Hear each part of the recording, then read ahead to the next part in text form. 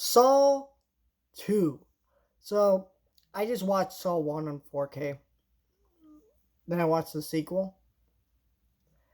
And I had seen all these movies before, but it was very odd watching it and seeing the drastic difference in approach to Saw 1 and 2. So this movie is actually focused more on the killer Jigsaw and kind of showing us the actual person. Like in the original, we kind of got idea of what he looked like, but we never really understood what he looked like. This movie shows him, and it kind of ruins the mystery and intrigue of that character. Even though I'm forgetting the guy who plays him does a great job. His voice is great as the character, but I think what's really drastic about this movie is the approaches in a trap, the approach in traps, and how natural the story feels in the original. The original felt very natural.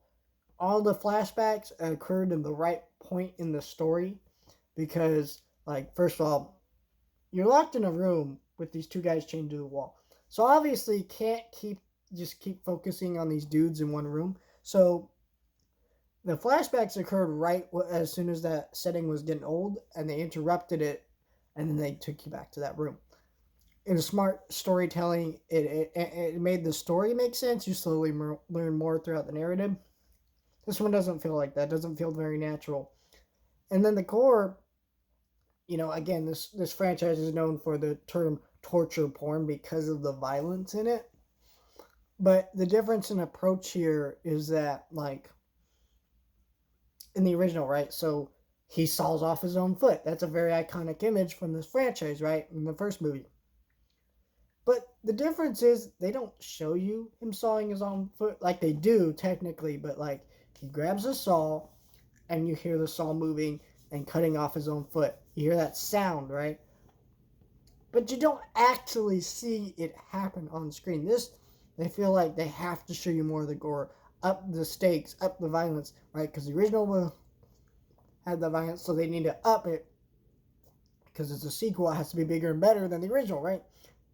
And it just makes this movie feel not as special as that first movie. And there's a reason that James Wan and the people involved with this franchise, um, in terms of the first movie, kind of distance themselves from these movies because this movie's not a horrible movie. It's a fun movie. You can watch it. It's engaging, right?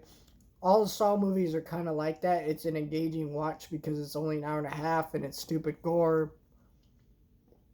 It's just, I don't know. I never realized how much of a drastic jump you get from Saw 1 to Saw 2. Like, these do not feel they feel like they're in the same franchise, but it also feels like one's very drastic in how the quality changes and the approach changes. And it just shows you how brilliant James Wan is as a director. And this movie just, unfortunately, is not able to capture how great of a director James Wan is and continues franchise in a natural way. It's not a horrible movie, but